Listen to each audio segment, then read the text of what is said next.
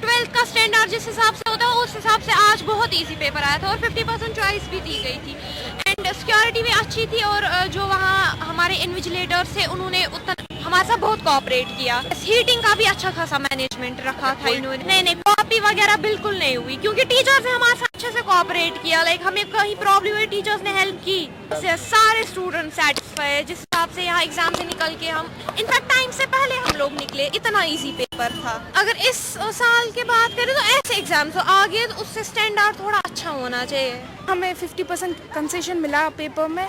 Paper easy आया था, according to syllabus आया था। स्टार्टिंग में कियोस्क मचा क्योंकि बच्चों को पता नहीं था कि कैसे पेपर करना है, लेकिन बाद में ऑर्डर्स आ गए, खुद हमारे पास चेयरमैन आ गए बोलने के लिए कि हमें कैसे पेपर करना है और फिर हमारा पेपर इजी बन गया और हमने बिफोर टाइम पेपर कंप्लीट किया। हीटिंग अरेंजमेंट्स थोड़े पोर ही थे क्योंकि खाली फर्स्ट रो को हीट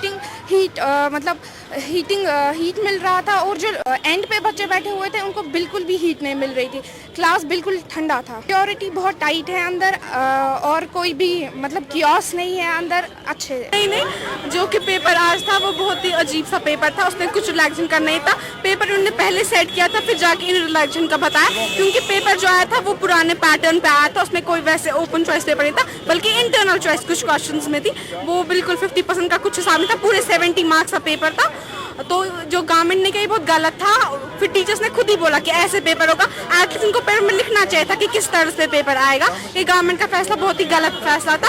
एटलीस्ट पेपर में कुछ लिख के होना चाहिए था ना कि कैसे आएगा क्या आएगा। फिर टीचर्स ने खुद ही बोला आप लोग ये करो। पहले तो सब बच्चे क्लास में रो रहे बोल रहे हमने तो नहीं पढ़ा, हमने 50% सिलेबस किया, ये 100% पेपर आया है। ये गवर्नमेंट ने बहुत गलत किया कि उन्हें 100% नहीं, बिल्कुल सिक्योरिटी का कुछ इंतजाम मुझे नहीं लगा था, जबकि अंदर कुछ थे सिक्योरिटी फोर्सेस, लेकिन यहाँ पे जरूरत नहीं पड़ी वह उसकी। और जो बोर्ड की तरफ से कुछ आए वो बस 1-2 मिनट के लिए बाकी निकल गए ना। उन्होंने पूछा आप लोगों को पेपर में कोई ये प्रॉब्लम है या ना कुछ, सीधे आए और निकले। बस देखा, पूछा भी नहीं कि कोई पेपर आप लोगों को मत किसी क्वेश्चन में प्रॉब्लम है या आप लोगों को मत कुछ ये लग रहा है कुछ इसमें गड़बड़ है, तो उन्हें कुछ भी नहीं पूछा, बस आए और गए।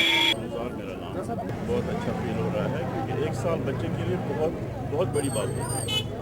Problems are there but it will continue, ये तो रहेगा जब तक ये कश्मीर का प्रॉब्लम हल नहीं होती ना तब तक ये कंटिन्यू रहेगा। आज इस सिचुएशन में आ गई, कल इससे ज़्यादा होगा, मोर डेंजरस ये होगा। जब तक कोई ना कोई मसला कोई ना कोई तो इसमें हल ढूंढना ही पड़ेगा। Everybody has to come on the table पे आना पड़ेगा सबको। बहुत काफ़ी डिप्रेस रहे हैं और सिलेबस भी नहीं है, लेकिन गवर्नमेंट ने ये डिसीजन लिया है 50% ये फ़ायदेमंद है उनके लिए। किसी हद तक उन्होंने इतना सिलेबस तो कवर कर ही लिया था। टेंशन इज़ देयर, टेंशन तो है ही, उनके पास तो है टेंशन।